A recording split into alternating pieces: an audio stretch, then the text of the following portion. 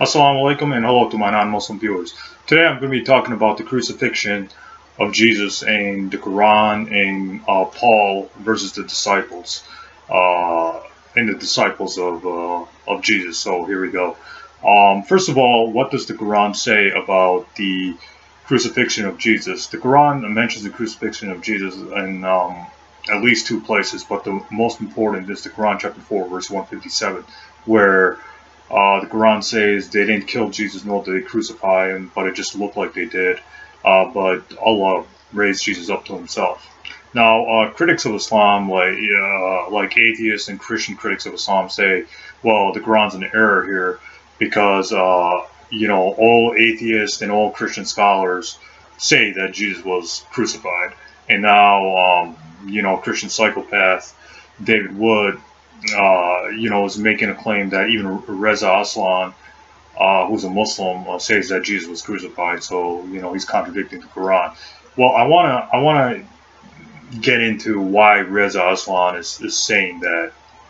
The reason why Reza Aslan is saying that, yeah, Jesus was crucified is because Reza Aslan is just copying, or he's just basing his reasoning or his conclusions off atheist and Christian critics atheist and Christian scholars of the New Testament. So Reza Aslan is just, he's taking away his supernatural biases, and he's taking away his belief system of the supernatural, of God and stuff like that, and he's becoming like a naturalistic historian, I guess is the best way I can describe it. He's becoming a naturalistic historian, relying on atheist scholars of the New Testament and Christian scholars of the New Testament. I think he cites both Christian and atheist scholars of the New Testament in his books, but I don't know, but I'm just guessing he cites conservative Christian scholars of the New Testament in his books. But anyways, the problem with that is let me just get into Reza Aslan's credentials real quick. I'm going to post a link below where Dr. Bart Ehrman, who's a scholar on early Christianity and the New Testament and stuff like that, says that Reza Aslan does not have credentials to talk.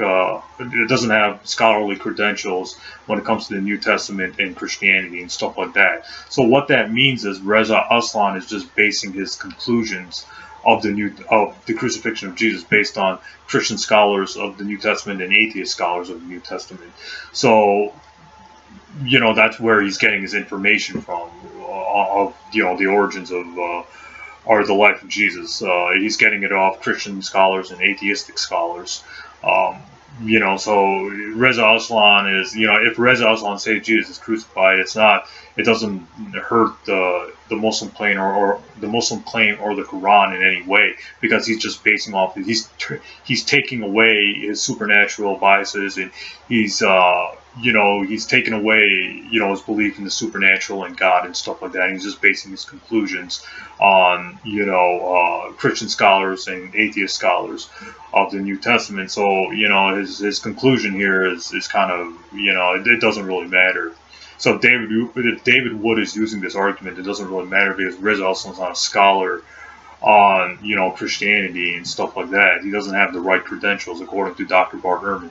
And the reason why Dr. Bart Ehrman is qualified to say this is because Dr. Bart Ehrman does have scholarly credentials on, the New Testament and early Christianity and the life of Jesus and stuff like that. So he actually has the credentials. Reza Aslan doesn't. So, so Bart Ehrman's... So when Bart Ehrman says he's not an expert, then Reza Aslan's not an expert. But anyways, let me get into why atheists and Christian critics, why atheists and Christian scholars of the New Testament and the life of Jesus and stuff like that say Jesus was crucified. The reason why they say that is because, well, let's get into the Christian scholars. The Christian scholars say that Jesus was crucified because they're Christian. They believe in the New Testament, and the New Testament's all about the death the death of Jesus on the cross and the resurrection of Jesus. It's all over the New Testament. So they're basing their conclusions on the New Testament because these conservative Christian scholars of the New Testament, or the scholars of early Christianity and the life of Jesus, etc., etc., they believe in the New Testament. They believe the New Testament is historically valid. So, and they believe the New Testament's inspired word of God, even though there's no evidence for that. But anyways, that's why they say Jesus was crucified, and then they believe in the bodily resurrection of Jesus and stuff like that. So they're basing their conclusions on the New Testament. But this begs the question whether the New Testament's historically reliable or not.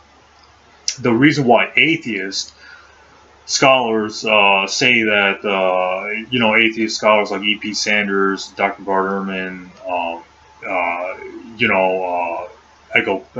Alan Pagels, Dale Martin, all these, atheistic scholars of the New Testament, or of the life of Jesus and stuff like that, like E.P. Sanders, et cetera, et cetera. The reason why they say that,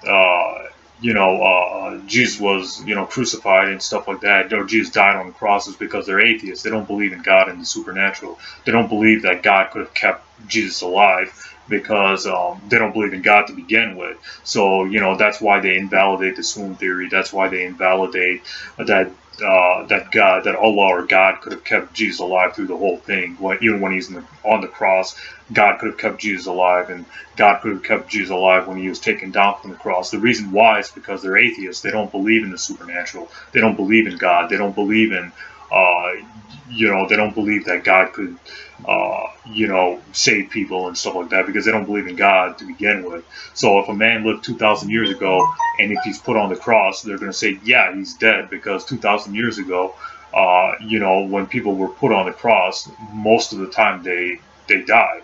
But but there's some evidence that Jesus could have survived, because there's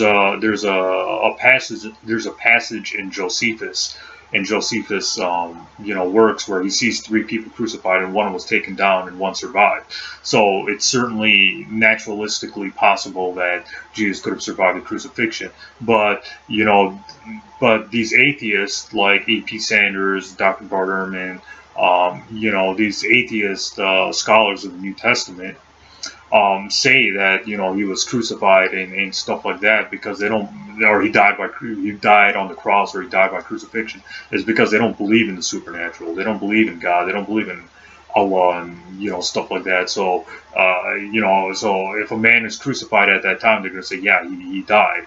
Because they don't believe in God. They don't believe in the supernatural. So they don't believe that God could have kept Jesus alive, because they don't believe in God to begin with. So they're just using their naturalistic explanation here.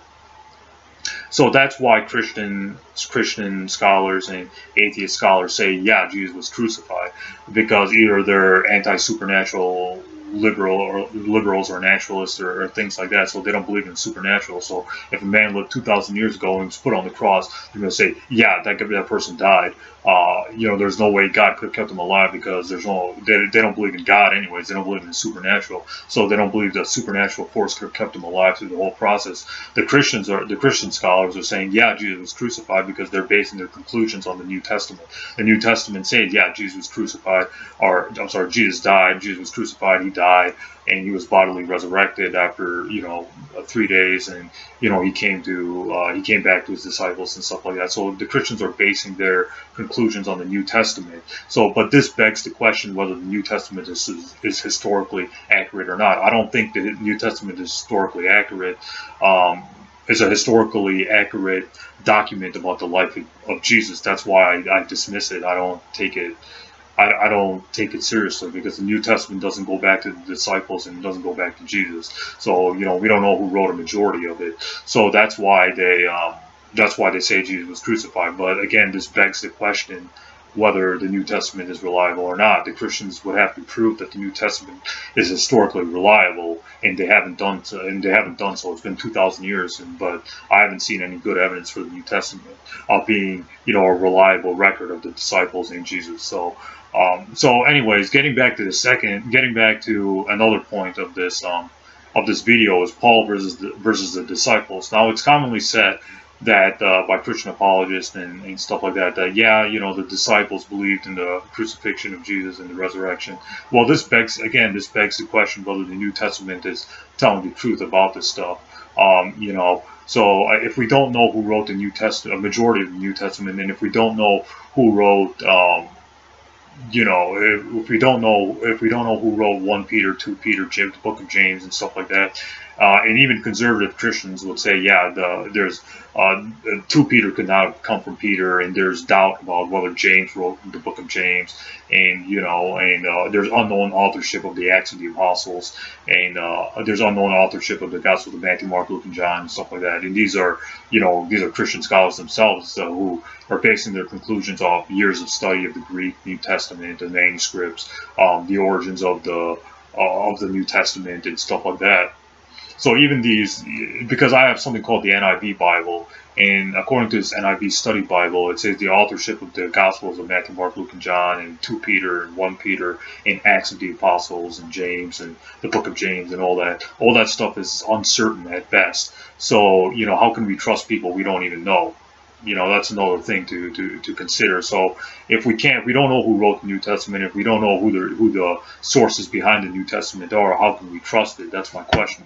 But anyways, getting back to the disciples and Paul and stuff like that, the disciples believing in the resurrection of Jesus and stuff like that, that there's actually no evidence for that, and there's actually evidence that the disciples actually believe the opposite of Paul. For example, if we read Paul's letters, we see that Paul, the disciples and Paul did not get along, and there were people back in those times who did not agree with Paul, who had different ideas about who Jesus was and things like that. We can read this in Paul's letters himself. So Paul had opposition from the Jerusalem church, and he had opposition from the disciples of Jesus.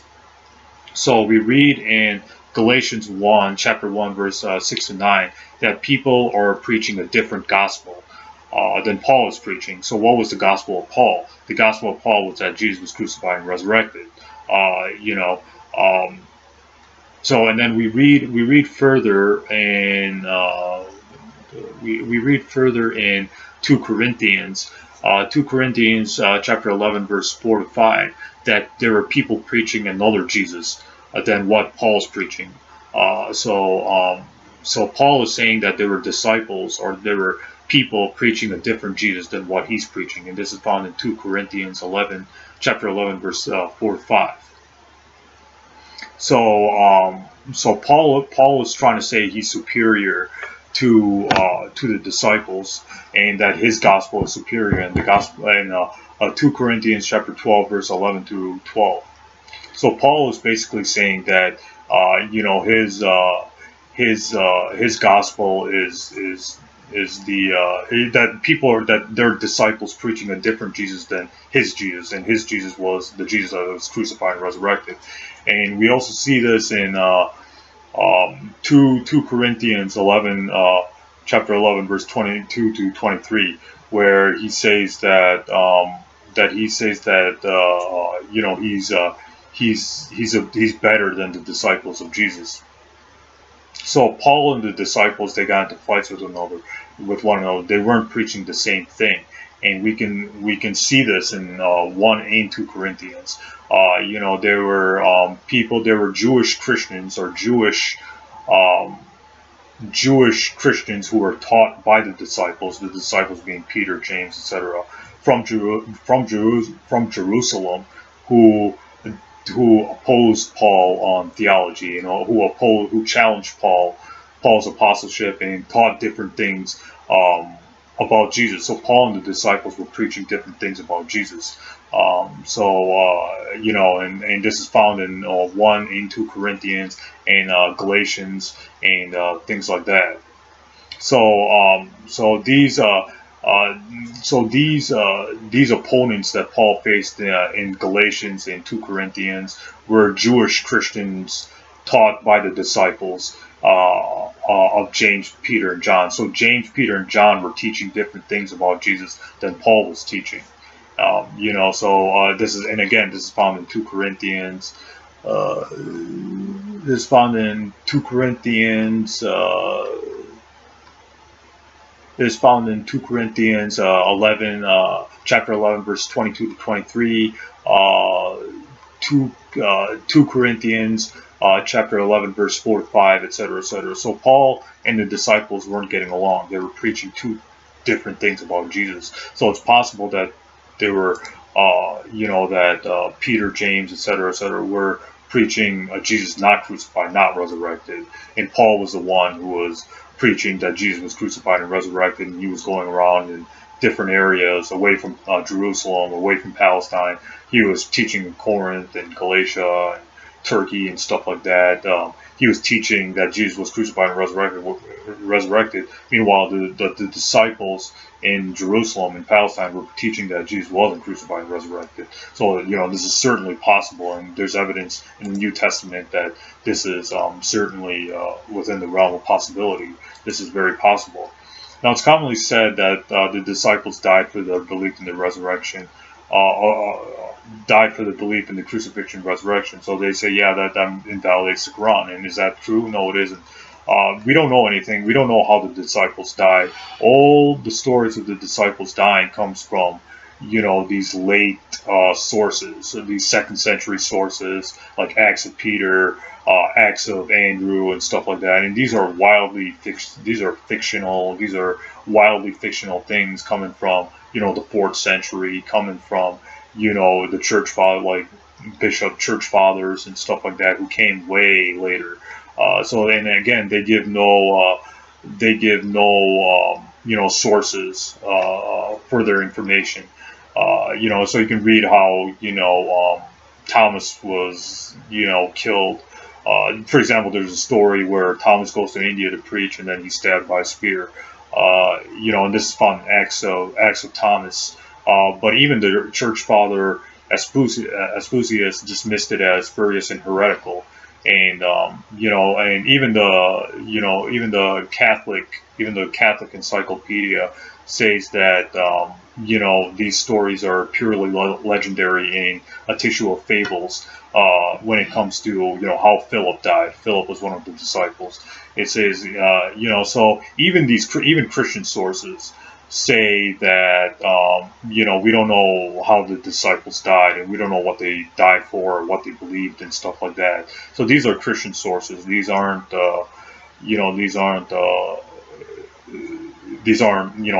atheist or naturalistic. These aren't atheist things or atheist sources saying this. These are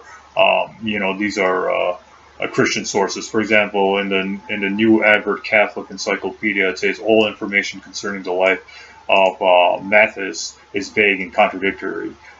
He was allegedly crucified in the modern day nation of Georgia, etc., etc. So so these are just legends of how the disciples died and stuff like that. For example, it said that in Acts of Peter, Peter was crucified upside down. So it says that Peter died for his belief in the resurrection and stuff like that. But even the early church father Aspusius dismissed this book as spurious and heretical, and this was a church father and stuff like that. So and again, the Clement of Alexandria makes up the claim that James was calm when he was at the trial and stuff like that. So we don't know how James died and stuff like that. Even in Acts of the Apostles, Acts chapter 12 verse 2, it doesn't say which James died and stuff like that. So and there's contradictions. For example, how did Judas die? There's two contradictory accounts of how Judas died. It says in the Gospel of Matthew chapter 27 verse 5 that he committed suicide. Then in Acts chapter 1 verse 18, he says he fell down and exploded. So how did he die? Did he commit suicide or did he fall down and explode? We don't know. So there's contradictions, and all these sources are late and they're legendary. Even church fathers dismissed it as legendary. And according to Christian sources, like the New Advert of the Catholic Encyclopedia, it says these are purely legendary and fables. So we don't know how the disciples died. We don't know, what they believed, and we don't know how they died and stuff like that. And the New Testament, it doesn't go back to the disciples of Jesus. The New Testament doesn't go back to, Paul, James, Peter, etc., etc. A good book to read on this is Forged, how Bart Ehrman talks about how there are forgeries in the early period of the New Testament and stuff like that. He says Acts of the Apostles, 1 Peter, 2 Peter, the book of James, etc., were written by highly Greek-educated scholars, or Greek-speaking Christians. And the disciples were Aramaic. They spoke Aramaic and stuff like that. And even conservative Christians would agree with that. So things could have. So what the New Testament. So the Greek speaking and writing Christians of the New Testament could have been teaching. Could have been making up stories about the disciples and stuff like that. So that's certainly very possible. So we don't know anything about the disciples. We don't know what they believed. We don't know how they died. We don't know anything about that. So this claim that the disciples believed in the crucifixion and resurrection of Jesus is also false. It was Paul who was teaching the crucifixion. It was Paul who was teaching the resurrection. It was Paul who was going around making churches and things like that. So Paul is mentioned. Paul wrote more books in the New Testament than any disciple. So the New Testament revolves around Paul more than any other disciple. For example, in the book of Acts, which is mostly fictional in my opinion, discusses Paul more than any other disciple or any other apostle. Paul is the first apostle to write books of scripture. And it says, Paul was the first apostle whose writings were recognized as scripture in 2 Peter chapter 3, verse 15 to 16. And it says, Paul is the only apostle to call the gospel his gospel in the Romans chapter 2, verse 16. And Paul also says that he's the best trained and educated out of all the apostles in Philippians chapter 3, verse 4 to 6. And Paul also says that he's the only person who got away from death more than any other apostle in 2 Corinthians chapter 11 to 23. Christians also served Paul. So there were Christians serving Paul in Philippians chapter 2 verse 30. And Paul also worked more than any other apostle. Paul was the greatest Christian missionary, according to 1 Corinthians chapter 15 verse 10. And things like that. So Paul is mentioned more in the New Testament than any other apostle. So the New Testament revolves around Paul more than any other apostle. So, and you can find this, you don't even have to take my word for it. If you read the New Testament, Paul is mentioned, there's a Pauline supremacy over the other disciples, and there's a lot of scripture, there's a lot of things in the New Testament that say this. So, Paul is even more important than Peter in the New Testament, because, there's all kinds of, there's all kinds of New Testament verses in support of Paul over Peter and things like that. It says Paul is the last apostle chosen by God, apart from the other 12, and things like that. And it says that, Paul is the only apostle who publicly rebukes and corrects other apostles in Galatians chapter 2, verse 11, etc., etc. So the New Testament's all about Paul. It's not really about it's not about other disciples and things like that. So, and Paul got his gospel from visions and stuff like that. He didn't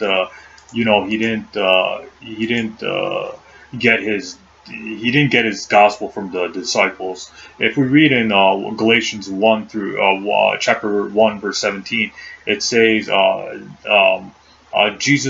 Paul got Paul got a vision, and then he went to Arabia. So Paul got his vision of Jesus. So then Paul made up his gospel of Jesus being resurrected and crucified. According to 1 Corinthians 15. So then Paul got his vision, and then he made up his gospel in 1 Corinthians 15. Then he went to Arabia in Galatians chapter 1, verse 17. He says, "Nor did I go up to Jerusalem to the apostles who came before me, but I went to Arabia." So Paul got his vision. Paul says Jesus was crucified and resurrected according to his visions and according to the Old Testament, since Paul is manipulating the Old Testament in 1 Corinthians 15. Then Paul goes to Arabia in Galatians chapter 1, verse 17. Then 3 years later, in Galatians chapter 1, verse 18, he goes to the disciples. So it goes, Paul converts, Paul gets his, his vision of Jesus, alleged vision of Jesus. Then in 1 Corinthians 15, he says he got from visions and from the Old Testament. He says Jesus was crucified and resurrected. So that's Paul's gospel in 1 Corinthians 15, according to the Old Testament and Paul's subjective visions. Then in Galatians chapter 1, verse 17, it says that Paul did not go up to the Jerusalem apostles, the Jerusalem disciples being the immediate disciples of Jesus, being Peter, James, John, etc. But he went to Arabia. Then he returned to Damascus. So Paul went to Arabia for some reason. Who knows what the reason is. And then in Galatians chapter 1, verse 1 to in Galatians chapter 1, verse 18.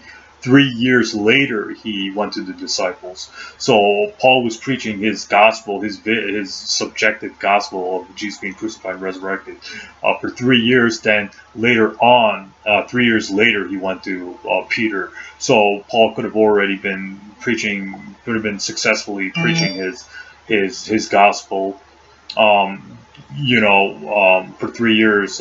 Then he went to Jerusalem. Then he stayed with Peter for 15 days and things like that. So that's how Paul got his gospel and things like that. So as we can see, there's no evidence that the disciples believed in the crucifixion and resurrection of Jesus. There's no evidence that disciples died for their belief in the crucifixion and resurrection of Jesus. There's no. The New Testament doesn't go back to the disciples or Jesus, according to the NIV Study Bible, according to even conservative Christians and stuff like that. You can read a good book to read, which is not atheist book or anti-supernatural liberal book, would be the Introduction to the New Testament by Raymond Brown, where he surveys most of scholars in England, or scholars in New Testament scholars in England, New Testament scholars in America, whether they're conservative scholars or liberals, and he says that majority, we don't know who wrote the book of James, we don't know who wrote 2 Peter, we don't know who wrote Acts of the Apostles, and the Gospel of John had multiple editors, and there's unknown authorship of the Gospel of Mark, Matthew, Luke, and things like that. And again, the book is the Introduction to the New Testament by Raymond Brown, where Bruce Metzger, who was a Protestant scholar, said, Introduction to the New Testament is the best book. Every scholar of the New Testament should have that book. And again, you can read that the New Testament authorship is uncertain in the NIV Study Bible, etc., etc. So according to these Christian sources, not atheists, not like Bart Ehrman and stuff like that, but these conservative Christian scholars saying that, we don't know who wrote the majority of the New Testament, and we don't know who their sources were and stuff like that. So even they say that there's unknown authorship, and we don't know who the sources of the New Testament are, and things like that. So the conclusion is, there's no evidence that the disciples of Jesus believed the crucifixion and resurrection of Jesus, and there's no evidence that that they died for their belief in the crucifixion and resurrection of Jesus, and and things like that. So we don't. The crucifixion and resurrection was a Pauline invention. It's not It's not. It didn't come from disciples, and it certainly didn't come from Jesus. So Paul is the one who was saying these things, and his gospel beat out the disciples' gospels and things like that. Whatever the disciples were preaching, the disciples weren't successful in preaching their version of Christianity, of their version of Jesus and stuff like that. It was Paul who was the most successful Christian missionary. It was Paul's gospel that beat the disciples, and Paul's views became dominant as time went on. So, and that's unfortunate that we don't know what happened to the disciples, and we don't know what they were teaching and stuff like that.